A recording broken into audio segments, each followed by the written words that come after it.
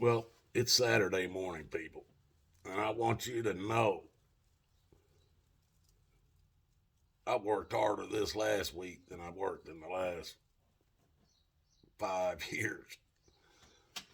Uh,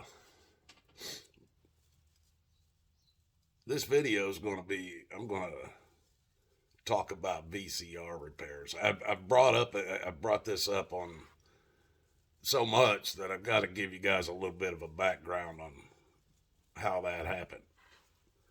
Uh, but I want to start with, I have to start with my painting.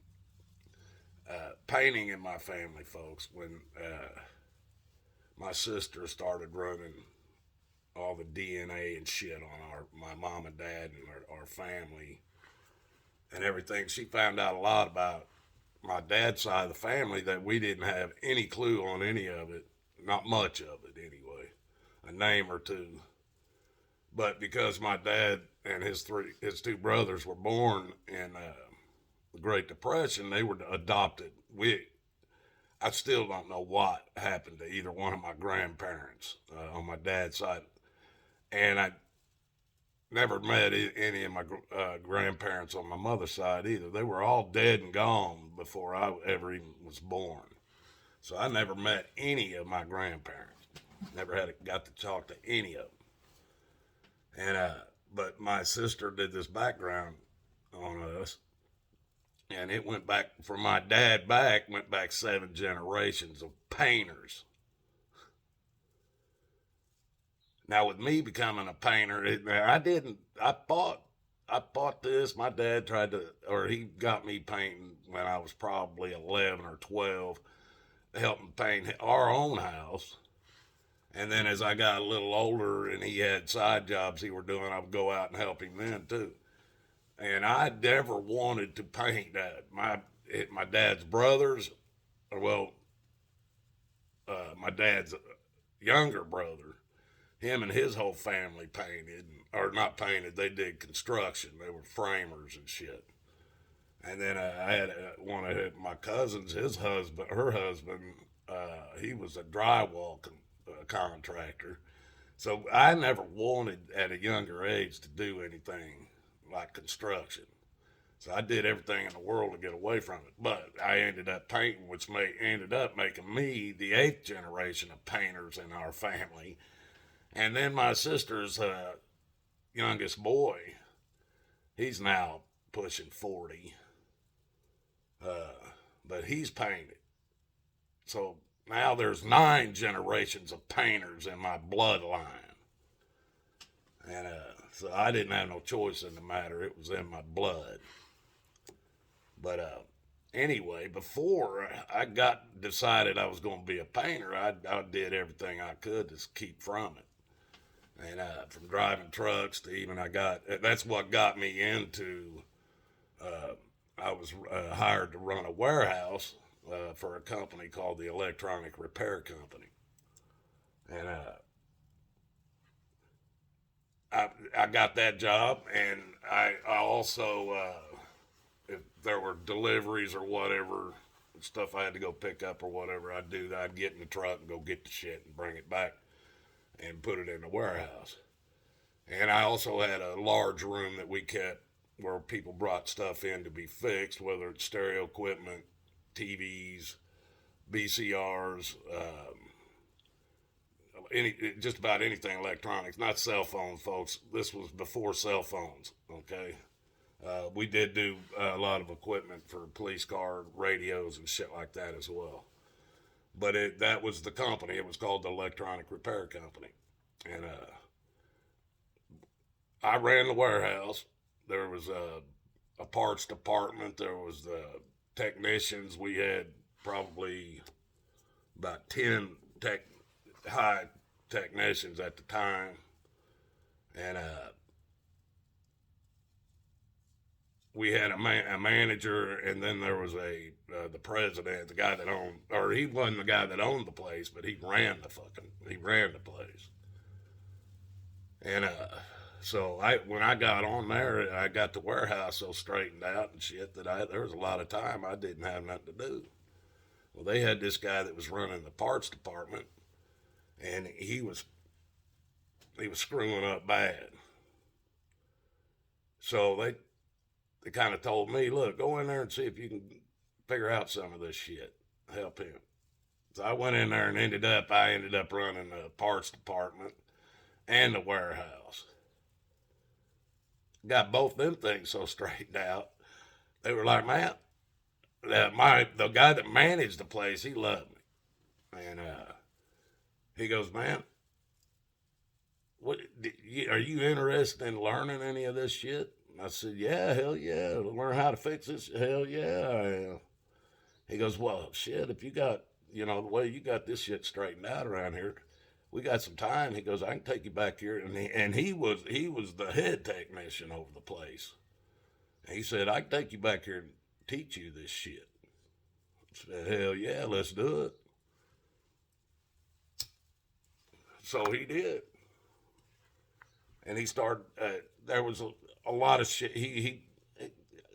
The thing with VCRs, most people don't understand, folks, is it was more mechanical than electronics. I'm good with the mechanical shit, all right? Now, the electronics parts where them boys had to get in there and find out them where a board might be cracked or a diode or a transistor or a resistor or something's burned up. That's why them guys made such good money. That's how they used to do it back then. They don't do that shit today, folks.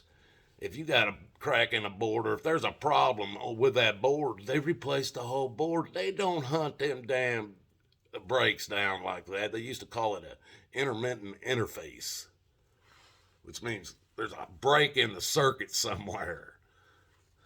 And but that's how I got into learning how to do repairs on this shit. And now the guy that actually the president, and we didn't know it until later, he had a coke problem. Well, the company, there was a store out there called Broadway, a big department store. It sold high-end clothes and or well, maybe not clothes, but electronic equipment. And I don't know if it was all high end, but the electronics equipment they sold and the TVs and shit was all high end shit. Back then, Yamaha, Harman Kardon, Alpine, Bose, they had. I mean, that's the kind of shit they sold back then. Even there's some of them I can't even remember anymore, folks. Couldn't afford the shit. But these Broadway stores, there was a bunch of them out in Arizona, and they got everything that got brought back. Say it was under warranty, a TV, a stereo, whatever, speaker went out on a stereo. So they bring the damn thing back, and they give them a brand new unit. Well, they take this broken or supposedly broken stuff and put it in the back. If it had been opened up and set up and used, they couldn't resell it as new once somebody had it for a little bit and brought it back. Even though it looked brand new, they couldn't resell it as new. So they piled this stuff in a warehouse. That and all kinds of stuff, clothes, furniture, all kinds of shit, I think. But our company was only interested in electronics because we repaired electronics. So our company went in and bought the whole warehouse of all these electronics shit out. I mean, there was so much of it that they even had to rent one of the buildings right next door to our shop in order to put all this stuff in it. TVs, everything you could think of that was electronics. From digital watches, calculators, and shit all the way up to and at that time, your biggest TV was like a 32-inch TV sitting in a cabinet. They called them consoles. That was if you had a console, if you didn't have a console, you were broke. But that's what it was back then. They didn't have it. Even projection screens didn't even exist at that time. It was tube TVs. That TV picture was a tube. It was on a tube. But so we bought all that. Our company bought all that shit out, and now that all became another responsibility of mine as well. And so I had to go through all that shit, figure out what's broke, what it needs, make lists on this shit, go through, make an inventory of everything we got, and back then the big thing was cordless phones for your house without a cord on it, and what do they call them? They answering machines. They were big time, buddy. Everybody wanted one, and we had hundreds of them. And so I started going through all this stuff, all the stuff that worked. I put in one pile. All the stuff didn't work. I put in another pile. Once I got the pile of stuff didn't work, I started going through it. If it was a TV, I'd find out, okay, what is it coming on? Is the speaker working? Whatever. I'd try to figure it out. If I couldn't figure it out, I'd put a note on top of it, set it aside for a tech to get a hold of. Well, by the time I went through all this stuff, they had taught me how to fix these damn VCRs because we had a ton of them. We had a ton of them. And so I was going through fixing all the VCRs. I'd order the parts, whatever parts they needed. I'd put it on the shelf. When the parts came in, I'd put them in. So that's how I started learning that. And but this guy, what he ended up doing once we got the pile of all the good stuff, this guy said, now I want you, he went and got this van. He brought this van to the shop. And he goes, I want you to pile this stuff in.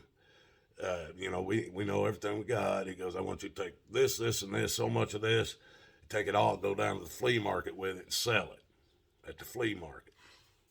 So, all right, hell, I was getting paid overtime to do it on the weekend. Or he'd let me go down on Friday and for my day for the job, and then he'd pay me overtime on Saturday to go down to the flea market and sell the stuff on the weekends. Well, didn't take long, man. I mean, we had a warehouse, and I would load this van up as much as I could with a mix of everything and head down there every weekend. Well, there was some Mexicans. See, my boss gave me a price on everything. He goes, if you can get more than that, get it. If you can't, this is what I want for it. And he gave me, they were killer prices. I mean, there was no way it wasn't going to sell. And so I would add a little bit to it myself, and then that's what I would sell it for. And I'd make a little bit off of it myself. Now, I never told him about that. But I got to the point, these Mexicans saw they'd come down, I'd have to drag all this shit out, set it up on tables, and have it all laid out for the weekend. Well, these guys come in there and started watching. Hell, they'd see me pull in, and they'd stop me. They go, "What do you want how much you want for the whole van? Everything you got in the van?" And I'd say, "Hold on a minute." And I'd get my list out, start adding shit up, and add my little cut on it. And I'd say, "All right, I need $800 for the whole truck." All right, we'll give you the $800. All right, I'd pull it where you want it. I'd drive it right over to their little spot and unload it there. They give me the money. I didn't even have to set it up anymore. But I was taking and I was selling this shit to my friend. I bought a lot of it too, folks. Hell, at that time I had I bought they did have furniture because I ended up. I don't know where I got that. I had when I was in my 20s, like 22, 23, I had a damn 8-chair, all oak, high back chairs and shit sitting in my dining room. I had a console TV at the end. I had actually two. I had one just to hold the other one up high enough, and I had console TV in my dining room. Had one in my freaking living room. Had one in my bedroom. I had Yamaha stereo equipment. I had Harman and Kardon. I had Alpine stereo equipment in my freaking apartment because I bought all this shit through the store and it was cheap. I had everything them cordless phones. I was selling them to my friends and shit, man. But all this money I made for the store, this guy didn't put it back into the store. This president, he had a problem.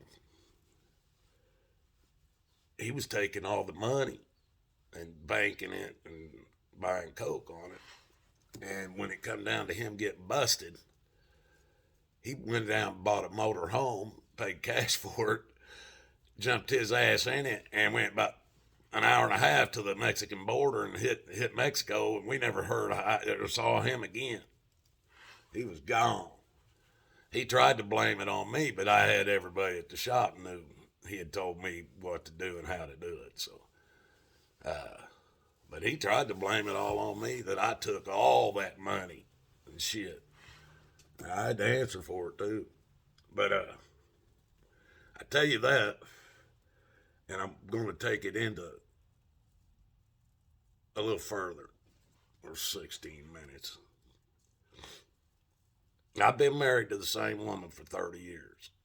But before I married her, I married another woman. Years after her and I were, my first wife, were divorced, I'll give you a real quick rundown on that whole mess. That's about as clean as I can keep it. I met my first wife. She was 17. And I met her, I was like 22. And I met her at my brother's wedding when he got married. She was there. Well, I ended up marrying her 2 or 3 years later. And but she was and I should have never done it. She took me for everything I had. And I had all this shit I was just telling you. That's why I was telling you that. But her dad lived in California. Not far, damn, I can't remember the town of it. It's right on my list, but I can't remember. It's not far out of L.A., really. But he lived there, and her mother lived up in Gillette, Wyoming. Moorcroft, Gillette, Wyoming area. Well, I chased her ass, and she got pissed off at me and left me. And she was living with me and shit. And she ran to her dad's house. Well, I went over there after her, stayed over there for a while, trying to get her back. She finally, I came back, went back to Arizona, and she come back there. And we got married. My dumb ass asked her to marry me. Never had no kids with her or nothing, folks. Well, she taught me, she wanted to go home. She was from, like I said, Moorcroft, Wyoming. This is how I got up that far north.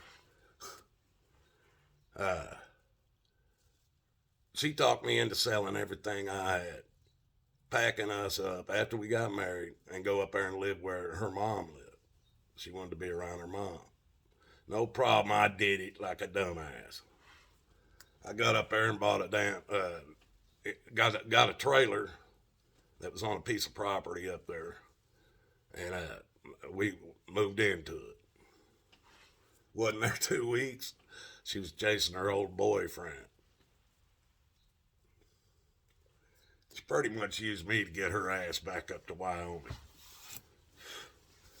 And everybody told me, even her brothers told me that's what she was going to end up doing. And I didn't listen to them. Even my wife now, she told me, she knew my first wife.